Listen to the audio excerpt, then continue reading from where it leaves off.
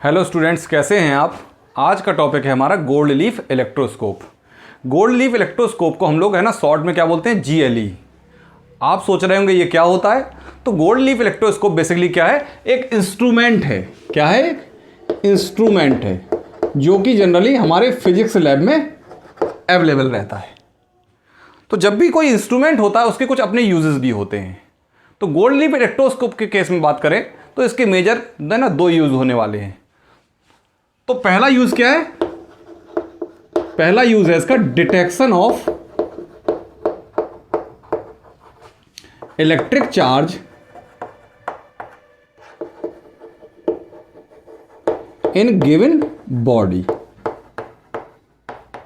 क्या मतलब निकला इसका कि अगर कोई बॉडी आपको गिवन है, आपको नहीं पता कि वह बॉडी चार्ज है कि न्यूट्रल है, कैसी है वह बॉडी, इसको पता करने के लिए हम लोग किसका इस्तेमाल करते हैं? गोल्ड लीफ इलेक्ट्रोस्कोप का इस्तेमाल करते हैं।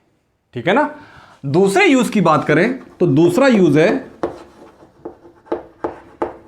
Polarity of electric charge in given body.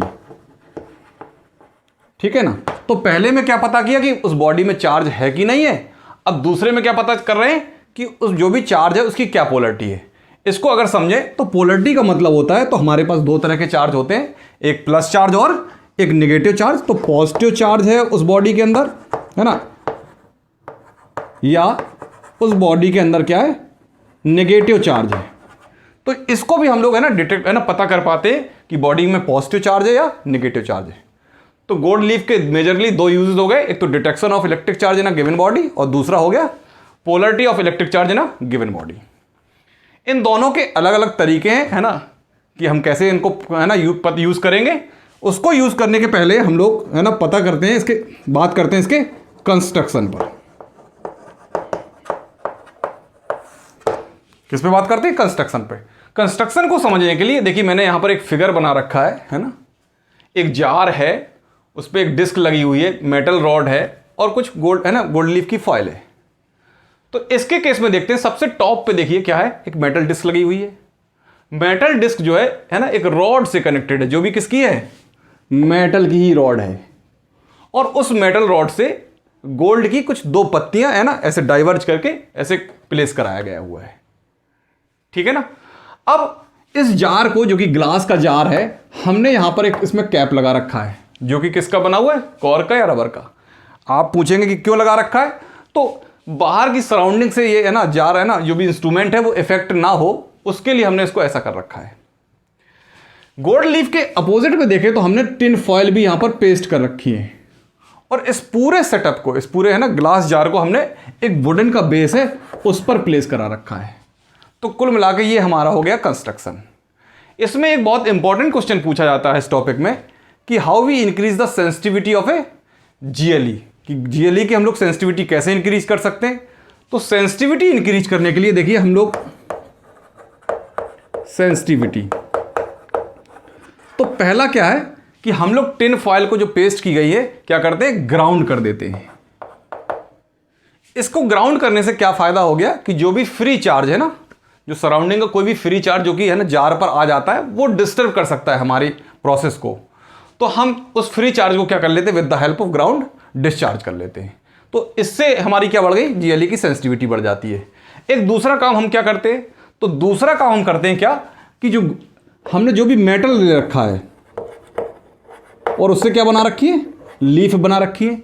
तो हम ऐसा मेटल चूज करने वाले हैं जिसका है ना क्या होना चाहिए, बहुत ही लो होना चाहिए, क्या, मास पर यूनिट एरिया।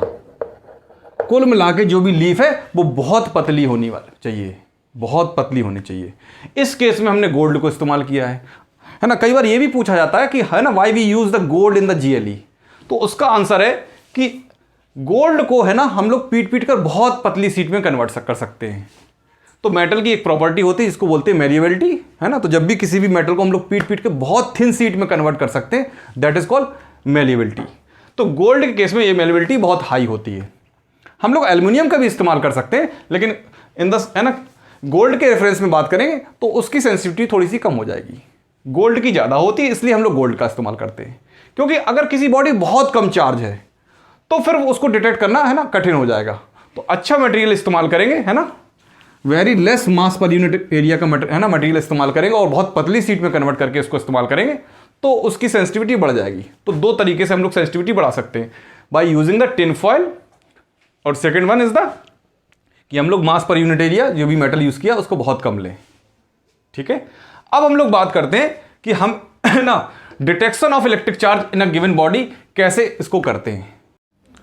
तो डिटेक्शन ऑफ चार्ज है ना पता करने के लिए with the help of gold leaf electroscope, है ना, इस प्रोसीजर को हम लोग समझते हैं।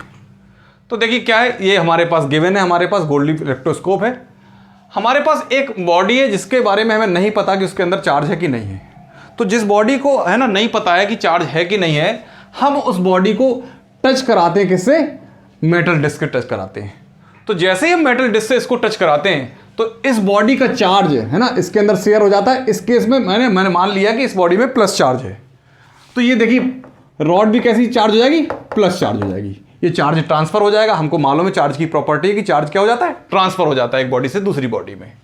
तो जैसे ही जब प्लस चार्ज ट्रांसफर होगा तो इन लीव्स पर भी कैसा चार्ज आएगा, प्लस चार्ज आएगा।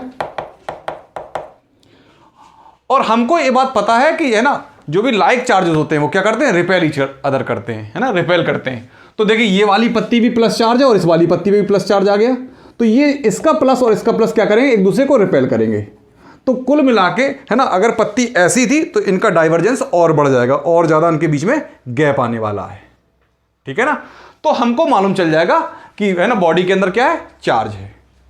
तो जब भी है ना जो भी गैप है पत्तियों के, डाइवर्जेंस और बढ़ जाए अगर लीव्स के बीच में, तो हम कह सकते हैं कि ये जो भी बॉडी गिवन थी कैसी है, एक चार्ज बॉडी, इसमें कोई चार्ज अवेलेबल है। ठीक है ना, तो ये तो तरीका हो गया डिटेक्शन ऑफ चार्ज का with the help of GLE. लेकिन जब अगर हमें पोलरिटी को पता करना है, पोलरिटी ऑफ इलेक्ट्रिक चार्ज पता करना है, तो कैसे करेंगे।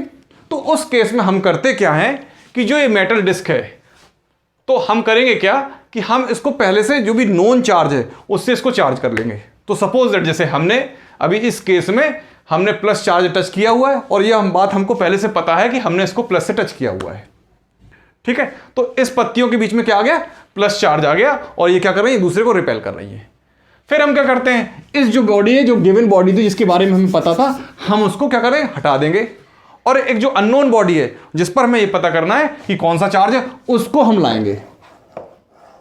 ठीक है, तो अभी ये डाइवर्जेंस अब था ही, जैसे हम इसको लाए तो अगर ये बॉडी प्लस है तो क्या होगा, डाइवर्जेंस क्या हो जाएगा, और ज्यादा हो जाएगा, मतलब पत्तियों के गैप का बीच है ना गैप और बढ़ जाएगा। सपोज दैट अगर ये निगेटिव होती बॉडी तब क्या होता, तो निगेटिव केस में क्या होता, ये प्लस चार्ज को क्या कर देता है, न्यूट्रलाइज कर देता और पत्तियों का गैप कम हो जाता।